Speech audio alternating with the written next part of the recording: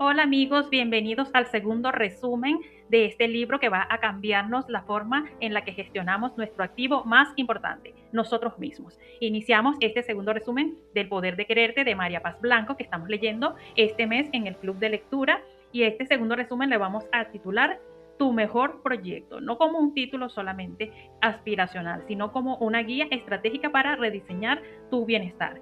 En este resumen les voy a colocar de manera gráfica las partes que se mencionan en este libro ya de manera más visual.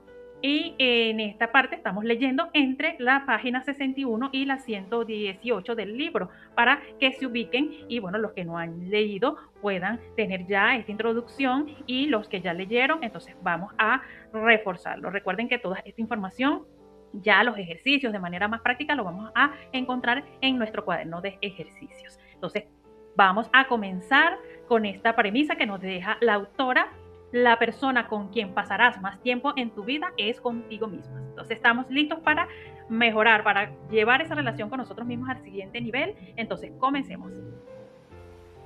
Ya entonces entrando en materia con lo que es esta segunda parte, a partir de la segunda parte del libro, en este caso la autora empieza a hablar de cómo tenemos que ponernos un poco incómodos para lograr la transformación, el proceso real del aprendizaje, relacionándola con su especialidad, porque ella es psicóloga, entonces nos los presenta de esta forma: el aprendizaje real, que lo incluye lo que es la neurociencia.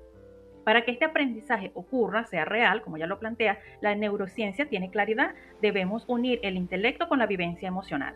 No basta solo con que nos sentemos a leer, también debemos que vivirlo, convertirlo en una vivencia. Si no lo vinculas a una emoción real, el cerebro no lo va a fijar. Por eso prepárate para la incomodidad. Primero tenemos que vivir esa incomodidad. Esa es la señal de que estás saliendo de tu zona de confort, y esa salida de la zona de confort es la que va a producir cambios en nosotros y crear así nuevas rutas neuronales. Así funciona el cerebro. Aprender a hablarte bonito, que es lo que quizás nos cuesta hacer, que no hemos hecho. Hablarnos bonito generará resistencia al inicio. ¿Por qué? Porque no es nuestra costumbre, no es así como nos hemos tratado, no es así como nos tratan, porque muchas veces viene también del exterior. Eso nos va a incomodar, no nos sentimos realmente seguros de hacer eso. Entonces esa va a ser la incomodidad, esa resistencia que nos va a provocar cuando estemos leyendo incluso este material. Vamos a llegar a ese punto donde digamos: ay no, bueno, pero esto no es conmigo, ya lo planteé así como que si fuera tan fácil, pero la vida no es así de fácil. Esas son nuestras resistencias hablándonos. Entonces recuerda que la voluntad, en este caso la voluntad de hacerlo, es el combustible que va a vencer esa fricción. Entonces, en este gráfico que les coloco en el centro, el aprendizaje real, según la neurociencia, se nutre de la emoción y la vivencia, y de lo que el intelecto, la teoría, esto que estamos leyendo, que estamos analizando, nos provee.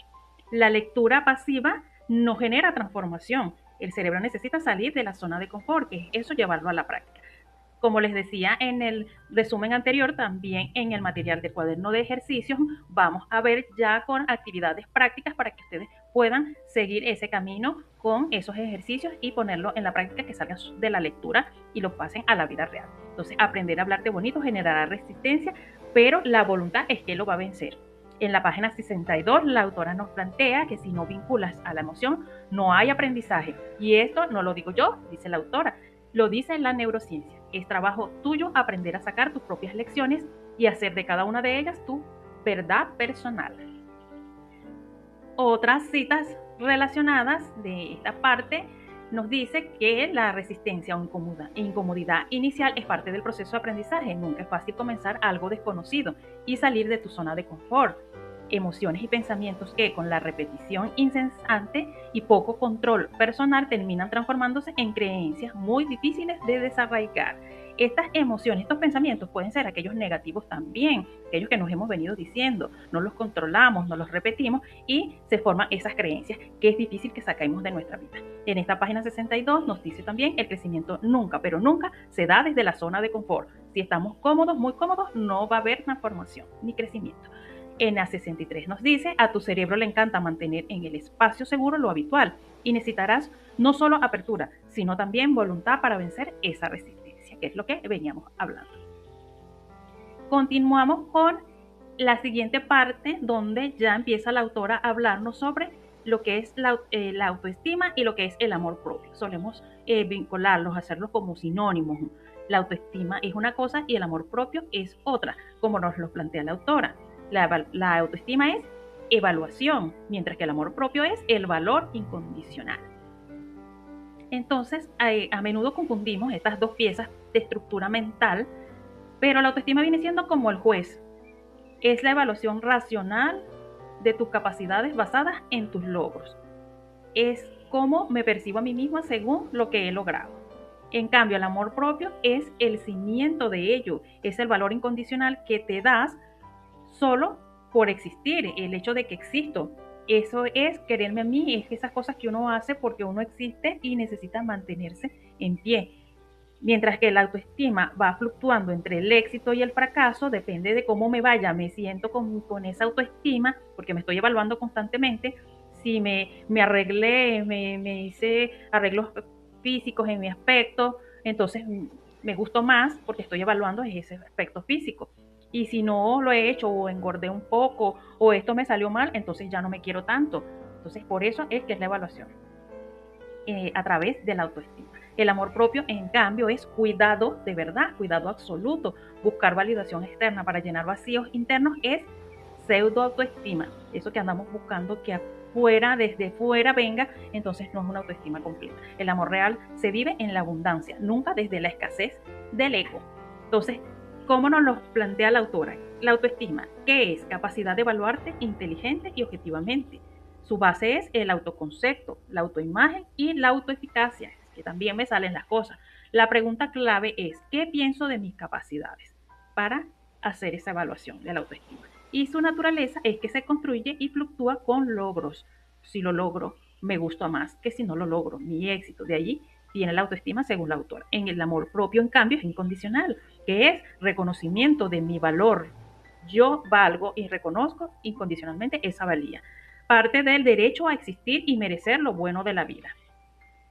La pregunta clave para reconocerlo es si me considero digna de amor sin condiciones. Cuando esto falla, eso no, ¿se dan cuenta cómo se diferencia de la autoestima? Me considero digna de amor. No es que si me gusto porque me pinté el cabello o me maquillé, o no es que me gusto porque logré algo positivo. Es yo me considero realmente digna de amor incondicional. Tengo derecho a existir, tengo derecho a todo lo bueno. Allí es donde podemos empezar a hacer esta distinción. Su naturaleza es que siempre nace de ti. Ese es un cimiento absoluto, no viene del externo, no viene de cómo te trataron hoy, si te saludaron, si te dijeron que estabas bonita, si te dijeron que lo hiciste bien, sino que siempre viene de ti. Y una frase que nos da la autora en la página 64 es: la autoestima apunta a aquello que pensamos, sentimos y creemos sobre nosotras mismas. El amor propio estamos reconociendo como seres humanos dignos y valiosos de merecer y recibir amor. Entonces, esta advertencia que nos deja aquí, que se lo pongo aquí abajo en esta lámina: egoísmo versus narcisismo. Busca validación externa disfrazado de vacíos.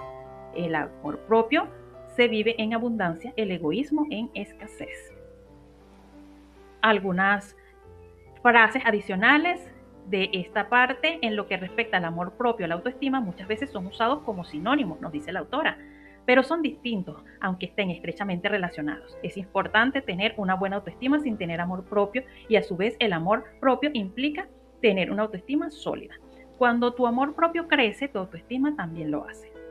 En definitiva, tu autoestima es el fruto de las experiencias que vas acumulando desde que naciste. No naces con alta autoestima y luego la vas perdiendo o viceversa, sino que se construye durante el transcurso de la vida y se alimenta por siempre. Esto es en la página 67. Y en la 76 concluye con: el amor propio siempre nace de ti. Por eso se llama amor propio, porque proviene siempre de ti y se alimenta con aquello que nace de ti. Continuamos entonces este resumen hablando del camino de transformación que nos plantea la autora con este diseño que les planteo aquí, este mapa de rutas de 3 pasos, para que lo vean de una manera más gráfica los que hemos venido leyendo y los que han llegado a este punto y no han leído. Entonces, cuando comiencen a leerlo, lo puedan interpretar de esta forma. Primero, detenerse. Detenerse, que es lo que tenemos aquí en la parte más baja de estos escalones. Mirar adentro. Esto de detenerse, hay que hacer una pausa en la hiperactividad del hacer. Esa constante estoy ocupado y si no estoy, busco dónde estar ocupado.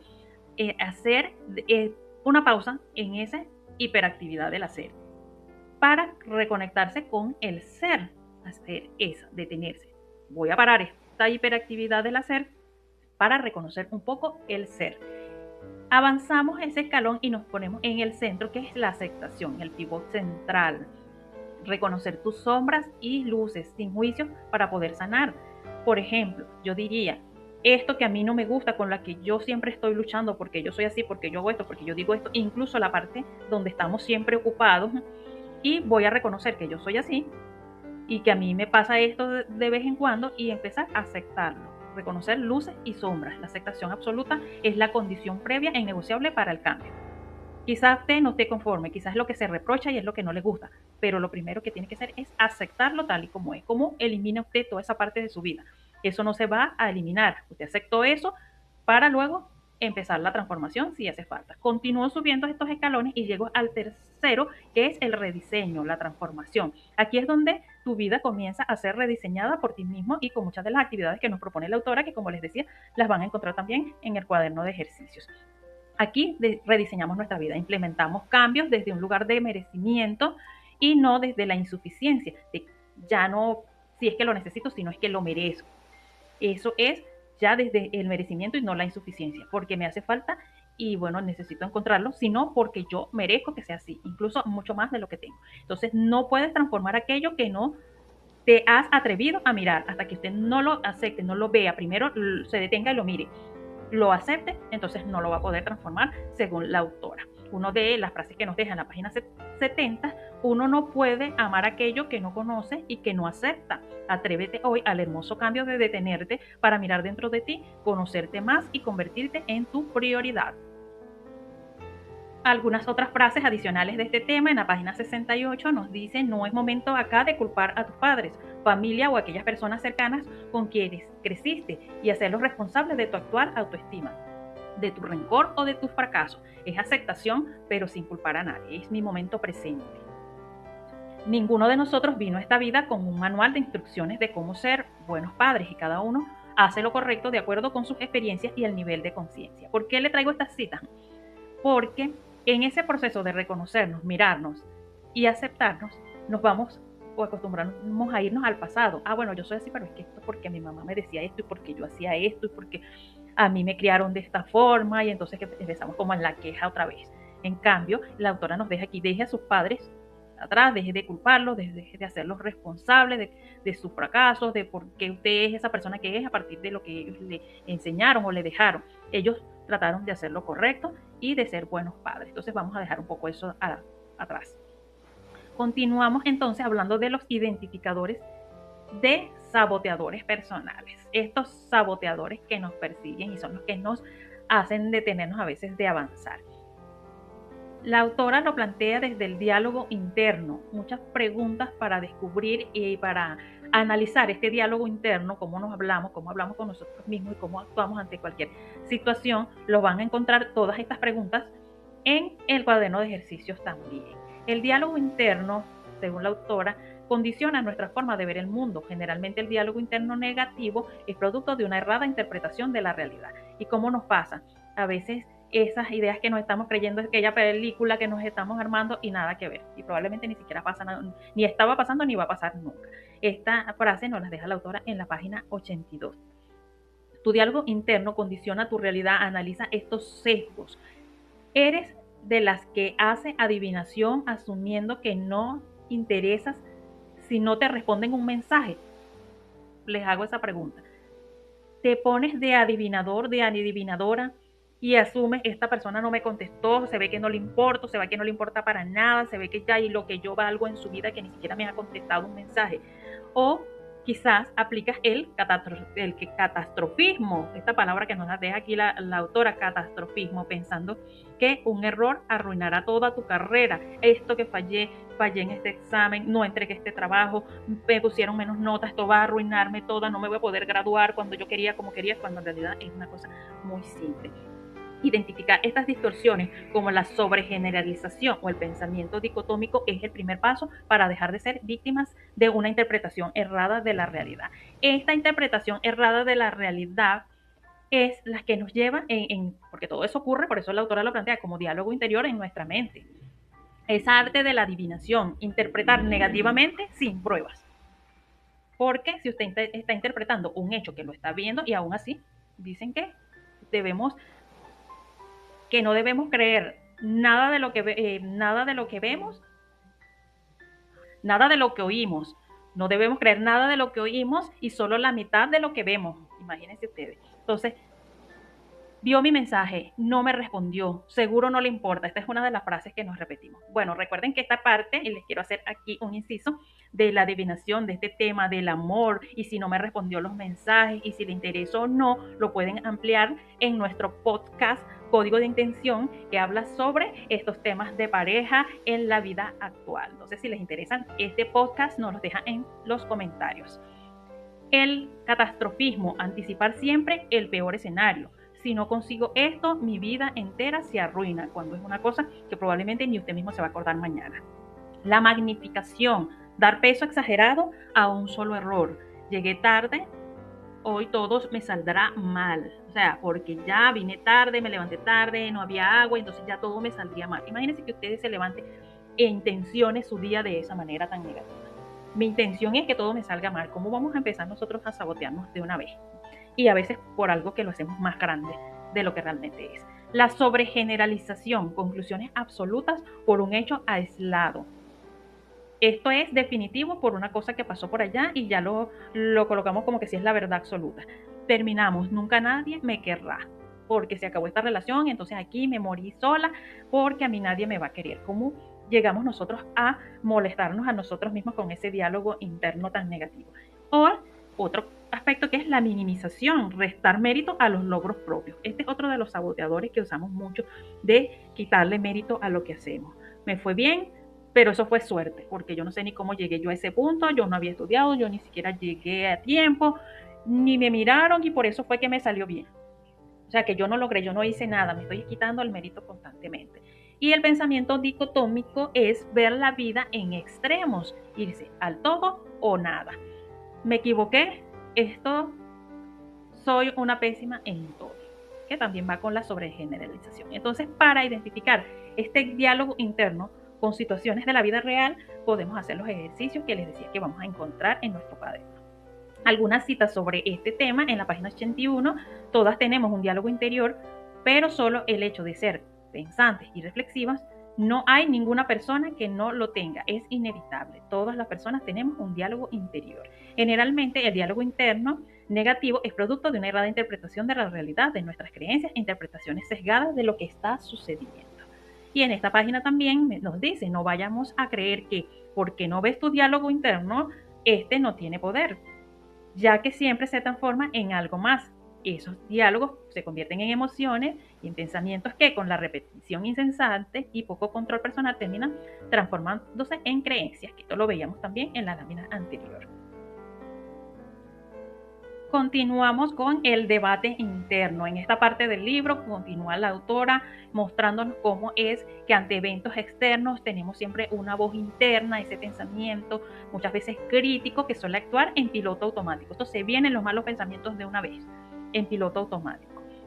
El evento externo ocurre y muchas veces es neutral, es una cosa que simplemente ocurre fuera de nosotros, es externa pues. Entonces comienza esa voz crítica, el piloto automático que empieza a darle de una vez esa vida negativa, y la voz racional y compasiva que es el debate entre esa voz crítica y una voz más racional, más compasiva. El ejercicio aquí es transitar hacia una voz racional y compasiva. Para ello es necesario identificar la frase absoluta del saboteador que vimos en la lámina anterior, ¿no? El que magnifica todo, el que generaliza todo, esa voz pesimista, catastrofista que dice que ya esto se acabó porque ya esto me salió mal. Identificar a ese saboteador. Debatir con hechos concretos y pruebas reales el estatus de verdad absoluta, aportando pruebas reales. Pero ¿por qué yo pienso que esto es así? ¿Qué pruebas tengo yo de que esto es así? Nosotros normalmente no hacemos eso ni tenemos tiempo para hacer eso, no nos dedicamos a hacer ese tipo de análisis que estoy presentándoles aquí. Pero si usted está en ese camino de transformación y quiere hacerlo, conviene que realmente haga este tipo de ejercicios. Luego, esa frase que nos sabotea, debatirla, la debatimos con pruebas, con hechos concretos y finalmente la reescribimos. Al cuestionar tu voz interna con una lógica real, esta pierde su poder porque le estoy diciendo, mira, pero que tú estás creyendo que esto es así, pero mira, pero esto es lo que está pasando. Cuando tú le das ese sentido lógico, pierde el poder ese saboteador y tú recuperas el mando de tu estado emocional. Reescribir. Al cuestionar esa voz interna con tus argumentos lógicos, esta pierde energía, veracidad y control. Y yo creo que uno de los aspectos más importantes es que cuando usted se pone a hacer ese pequeño análisis, así sea en privado, rapidito, que se ponga a hacer eso, pierde el poder. ¿Qué significa? Que usted deja de pensar en eso y darle tanta importancia. Cuando usted ya dejó de pensar en eso, ya eso perdió el poder sobre usted. En la página 87 nos deja esta frase: es lo que te dices, interpretación personal, lo que te pone mal, lo que tú mismo te dices. Probablemente esa persona no dijo ni siquiera eso, probablemente esa situación externa no tenía ni nada que ver contigo, pero cuando tú lo interpretaste, tú te pones mal si esa voz es crítica y es negativa. Te vas a poner mal por lo que tú misma te dijiste, ni siquiera eso ocurrió. No lo que sucede, esa circunstancia o hecho externo no es lo que te pone mal, sino la interpretación que tú le das a ello. Continuamos con esta gráfica que les dejo del método de gestión emocional que la autora nos plantea de esta manera, que es lo mismo que estamos viendo. Cuando sientas que el estrés te desborda, que estás demasiado fuera de control tu estrés, aplica esta secuencia. Observa las señales de tu cuerpo. Ponle una etiqueta a la emoción, ya sea miedo o ansiedad, lo que sientes, ¿verdad? Las señales. Aquí abajo, si me siguen, donde dice señales, observa tu cuerpo. Si estás sudoroso, si tienes palpitaciones, si ya te estás incomodando, ya tu cuerpo está sintiendo esas señales de ese estrés. Le colocas una etiqueta, subiendo aquí del lado derecho, etiqueta, nombra la emoción sin juzgarla. Puedes decir, esto es ira, esto es miedo. ¿Cuál es el problema que yo diga y acepte que tengo miedo? Es ansiedad, esto que me está pasando, estoy sudoroso, estoy inquieto, tengo palpitaciones, esto es por miedo, es por ira, es por ansiedad, ponerle una etiqueta. Luego busca un pensamiento de elevación que te devuelva la calma. Analiza. ¿Qué te estás diciendo a ti mismo para sentirte así? Hazte consciente, identifica la distorsión o exageración en tu relato. Reemplaza con ese pensamiento que te va a elevar. En la guía también les vamos a dejar algunas ideas y la autora en el libro van a ver también muchas ideas que nos deja para que usemos para reemplazar esos pensamientos. Nos dice que creemos una palabra, una frase que nos eleve. Reevalúa, observa cómo retornar la calma a tu sistema y la acción es dar un pequeño paso en el presente para romper la parálisis. Ese pequeño movimiento del presente, la acción es el antídoto contra la parálisis emocional. Y más adelante la autora nos plantea la gratitud también como herramienta porque es la que nos hace estar presentes en el momento. Agradecer. Estaba nervioso porque mira lo que pasó, porque hubo un accidente afuera y yo me llené de estrés y esto, pero yo estoy bien, a mí no me pasó nada. Gracias porque yo me quité de allí en ese momento. La gratitud es la que te vuelve siempre al estado de calma. En la página 94, la autora nos deja esta frase: no eres tus pensamientos, tú no eres tus pensamientos, tampoco eres tus emociones, lo creas y le abres la puerta y convives con ellos, con esos pensamientos y con esas emociones. Y así como entran, pueden salir. Así como ellos entran, pueden salir. Si nosotros le abrimos la puerta a esas emociones, también las podemos abrir para que salgan. En esta brújula que les dejo aquí es la brújula de las preguntas poderosas. Estas preguntas las van a encontrar en la guía. Cambiar la dirección de tu energía, dejar atrás el ¿por qué a mí? Una pregunta anclada en el pasado y que es propia del victimismo. Muévete hacia la pregunta ¿para qué? Si me están siguiendo aquí del lado izquierdo, el por qué, y del lado derecho el para qué. El por qué es el pasado y está en la mente, y el para qué es el futuro que está en el corazón. El para qué conecta con tu propósito y con las soluciones del futuro. Pregúntate, ¿qué evidencia real tengo de este miedo? ¿Qué pensamiento me ayuda o me hunde? ¿Qué puedo aprender de esto para la próxima vez? El lenguaje que usas hoy construye la realidad del mañana. En la página 95 la autora nos deja estas preguntas. Es muy distinto preguntarse ¿por qué a mí? A qué me está enseñando esta vivencia, como ella nos lo dejó en su historia de vida, en las cosas que ella vivió para llegar a esa transformación. La víctima que se pregunta por qué a mí y que está en su mente, qué me está enseñando esta vivencia, tratar de entenderla, cómo me ayuda en ese camino de crecimiento. Es dejar el por qué y reemplazarlo por el para qué. Otra de las metáforas que nos presenta la autora, la metáfora de la taza y la metáfora del avión. Entendamos el amor propio con estas dos imágenes poderosas. La taza de té, no solo cuando tu taza está llena y rebosa, tienes abundancia real para dar a los demás sin resentimientos. El amor propio exige llenar tu propio vaso primero. Solo desde tu propio rebalse, la abundancia personal, que le llamas, puedes entrar y servir a otros sin resentimiento ni desgaste. Como nos atrevemos a veces que acercarnos a dar que si en realidad ni siquiera tenemos llenos nuestro propio envase. Y la metáfora del avión, la máscara de oxígeno. Si no hemos llegado a esta parte de la lectura, bueno, ya lo verán con más amplitud. Priorizarte no es egoísmo, es supervivencia. Si no te aseguras tu propio oxígeno primero, no tendrás recursos para ayudar a quienes te rodean. Priorizarte no es un acto contra los demás. A veces tememos, no, yo voy a dejar que a mis hijos por delante, mi esposo por delante, no, mi mamá es la que voy a ayudar por delante. Y en cambio, cuando cuidas de ti, te pones primero la mascarilla de oxígeno, es el único mecanismo de supervivencia que te asegura que tendrás oxígeno para ayudar a los demás. Entonces, cuando nos descuidamos, ponemos al otro por delante, no lo estamos ayudando, sino que estamos empeorando las cosas porque nos estamos agotando nosotros, quedando sin oxígeno nosotros. ¿Y cómo lo ayudamos después? Cuidar de ti es el mecanismo que te permite cuidar de tu entorno. En la página 74 nos dice, cuando tu taza está llena, entonces tienes suficiente para dar y ofrecer a los demás. Nadie podrá ofrecerte lo que tú no te hayas dado previamente. Ya casi para terminar, este eje, este círculo de los 4 pilares del bienestar diario. 1, la paz mental. El bienestar diario se sostiene este tablero de control. La paz mental. Eligiendo qué batallas vas a pelear. Mi paz mental. Proteger tu energía, elegir estratégicamente qué batallas tomar y cuándo guardar silencio, alejarse de la negatividad y el drama. 2, conexión presente, eliminando la glorificación de la ocupación extrema.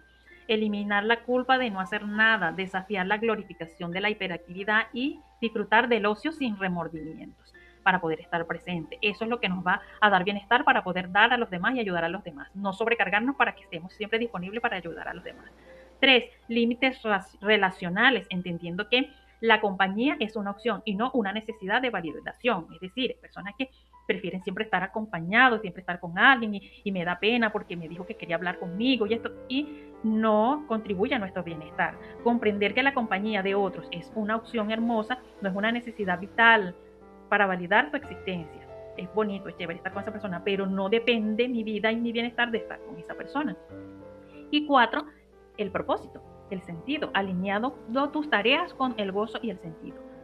Conectarte con el gozo, alinear las actividades diarias con el para qué, o sea, el futuro, que te llena de significado y vitalidad. La paz comienza cuando decides que nada externo va a controlar tu interior. En la página 115, la autora nos dice que la paz interior comienza en el momento en que decides no permitir y que otras personas o acontecimientos controlen tus emociones. Esto es un proverbio oriental que nos deja la autora en la página 115. Y ya para terminar, les dejo esta checklist de acción. Vamos a pasar de la teoría a la implementación. Asume la responsabilidad total de tu bienestar actual. Haz una limpieza de tu espacio mental, soltando creencias estancadas, instalarte, el hablarte lindo como tu configuración por defecto. Y finalmente firma tu compromiso, el compromiso de no fallarte, de elegirte y de trabajar en ti como el proyecto más ambicioso de tu vida. Este compromiso es una carta que nos hacemos a nosotros mismos de compromiso y también se la vamos a dejar en la guía de ejercicios. En este compromiso de la página 72, la autora nos dice, haz hoy el compromiso contigo misma de convertirte en tu mejor proyecto y de quererte cada día más y más. Será una de las mejores decisiones de tu vida. Es de asumir la responsabilidad total, dejo de sentir culpa por las circunstancias, a mi pasado, a otros niveles de mi vida. limpio mi espacio mental, suelto creencias estancadas, entiendo que el cajón repleto no tiene espacio para recibir lo nuevo, entonces tengo que sacar esas creencias que me tienen allí en un nivel que no avanzo para que pueda entrar lo nuevo. Me hablo lindo, hago de la compasión mi patrón base, me trataré y hablaré como a alguien a quien amo profundamente. Como usted le puede hablar lindo a su perrito, a su hijo, a su hermana, y usted no se puede hablar bonito a usted mismo. Entonces, esto es lo que la autora nos dice. Primero, entre las personas que usted más quiere, tiene que estar usted. Y en la firma del compromiso es donde la autora nos dice que debemos elegirnos a nosotras mismas y comprometernos con nosotros mismos. Seré implacablemente selectiva con mis pensamientos, mis límites y mi entorno. Entonces, hoy haz ese compromiso de convertirte en tu mejor proyecto. Si no has llegado a esta parte del libro, ve con calma, ve asimilándolo, no es una carrera. No esperes el momento perfecto, empieza a hacerlo así sea de a paso, con el tiempo que tengas. El momento de comenzar es ahora. No es de terminar ahora mismo ni de terminar en estos 5 o 7 días, sino comenzar a trabajar con esos miedos, con esas ganas, pero hacerlo. Quererte cada día un poco más será sin duda esa mejor decisión de negocios y de vida que jamás hayas tomado. En el cuaderno de ejercicios les dejamos esta carta y les dejamos más información para que la puedan ir practicando. Gracias por dar este paso a la transformación y continuamos con el tercer resumen en la próxima.